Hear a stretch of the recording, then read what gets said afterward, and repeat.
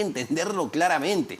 A ver, vamos a seguir analizando esta situación tan compleja que tenemos. Estamos con el parlamentario andino por Fuerza Popular, Luis Galarreta, excongresista de la República, expresidente del Congreso también. ¿Cómo está, señor Galarreta? Muy buenas noches. Omar, ¿cómo estás? Buenas noches. Bueno, preocupado por la situación, ¿no? Primero, lamentar la vida de pérdidas humanas, ¿no? La pérdida, perdón, de vidas humanas, de menores, que seguro ni ellos estaban claros que estaban dentro de esta protesta, ¿no? Siempre es lamentable que suceda esto, digamos, dentro de las protestas, que se entiende que pueden ser pacíficas, siempre hay opiniones en contra.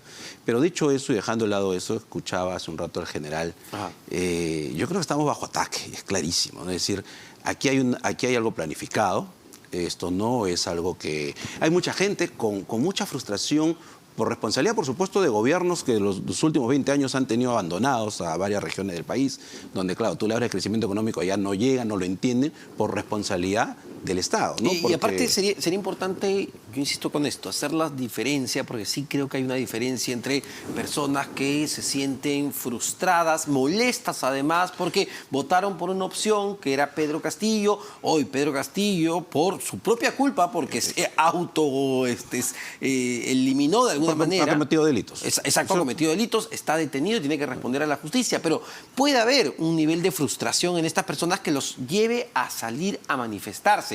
Pero hay que diferenciar con lo otro que vemos, que son delitos. Sí, y yo creo que esa gente equivocada, porque lo que ha hecho Castillo simplemente es robarle al país, que es evidente, más allá de las denuncias que están en camino, pero creo que ya todo el entorno está contando cómo hacían bolsas para el presidente Castillo. Y creo que todo el mundo ya sabe que directores, viceministras, todo el mundo le pedían dentro de la cofradía que ellos tenían, y que es plata que se está usando, me imagino, porque esto es financiado por alguien, ¿no es cierto? Narcotráfico, etcétera, o la corrupción que hay ahora. Pero te decía que estamos bajo ataque, Omar, porque, claro, tú ves un policía, lo he escuchado al general, ha visto con ellos, nos hemos abrazado, lo conozco, sé la valentía, sé la honorabilidad, y claro, ellos cuidan mucho el tema de los derechos humanos.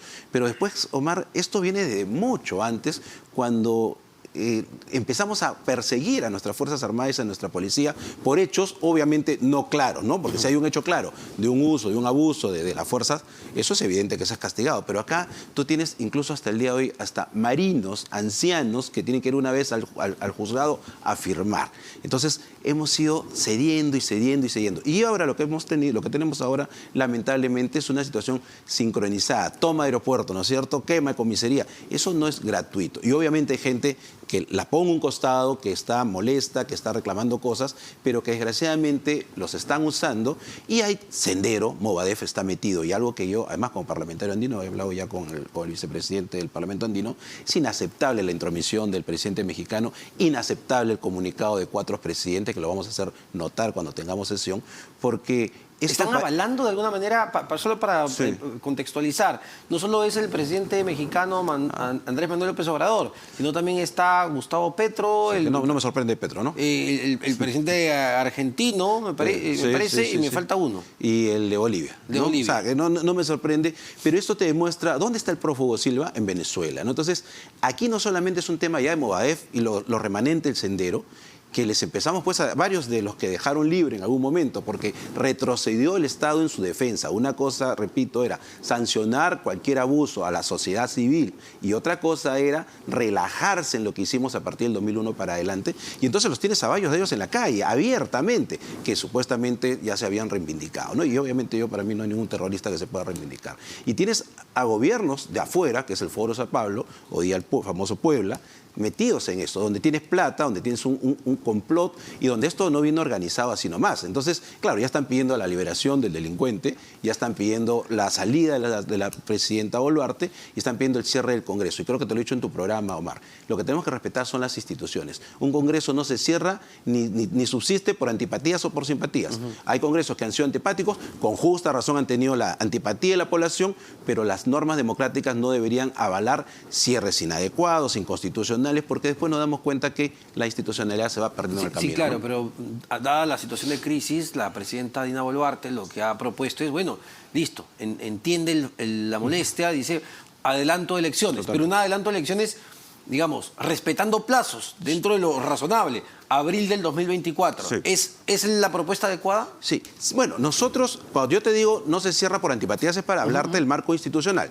pero ya también lo hemos comentado acá que, es más, la propia presidenta del partido anunció que si la salida, o sea, la forma de que se tenga que ir Castillo, porque sabíamos lo que era, lo que significaba, sería con se vayan todos, Fuerza Popular no tendría ningún problema. Es más, nuestra bancada y otras han aprobado en la Comisión de Constitución el tema de adelantos de elecciones. Claro, ya con la propuesta de la presidenta Boluarte, hay que ver las dos propuestas, la aprobada en la comisión. Me parece que lo que se aprobó en la Comisión de Constitución era un tema ya de julio de 2023. Sí, claro, habría que medir los tiempos porque se requiere igual una que otra. Bueno, reformas que habrían que ver cuáles son las que van a ser realmente útiles para la institucionalidad, porque tampoco puedes hacer 40 reformas y muchas de las reformas no sirvieron como las que se hicieron, digamos, a empujones al Congreso en la época de Vizcarra, porque casi ninguna ha sido muy útil, y menos la de la no reelección, que también es un pésimo problema, porque ahora vemos mucho político parlamentario sin experiencia y que, claro, el día de ayer, por ejemplo, ¿qué hacía la izquierda? Boicoteaba la sesión para evitar llegar a que se vote lo de Castillo, que era el pedido de la fiscal de la Nación. O sea, tú te das cuenta que ellos están muy bien organizados, porque por supuesto, o sea, una cosa es la izquierda, que yo coincido con lo que ha dicho el general, yo no sé qué pasa con algunos líderes, porque este no es ni izquierda ni derecha, este es, digamos, lo legal frente a lo ilegal, ¿no es cierto? Entonces, yo hasta ahora me sorprende cómo otros están avalando los pedidos de las turbas pro-senderistas, no de los ciudadanos. Tomar un aeropuerto no tiene que ver con ser de izquierda o derecha. Entonces, esta gente que se está sumando no está marcando distancia del pedido político sobre un tema de las elecciones que me parece válido, nosotros lo hemos planteado, lo hemos aprobado en la Comisión de Constitución, evidentemente requiere ya de una evaluación de la propia bancada y de que el Parlamento tome una posición frente a cuál de las fechas son las mejores, ¿no? Pero definitivamente, a lo que voy, este Congreso no debería llegar al 2026, o mejor la pregunta, ¿es viable que este Congreso llegue al 2026? Bueno, eso hubiera sido lo ideal. Yo creo que ya estando la presidenta, además que es una presidenta incluso de transición, por lo que corresponde, ya ha asumido una posición. Varias bancadas también hemos asumido una posición de que debería adelantarse. Pero acuérdate, cuando hablábamos del adelanto de elecciones, sobre todo era porque tenías un Congreso que de alguna manera, porque hay que separar, digamos, la paja del trigo, ¿no es cierto?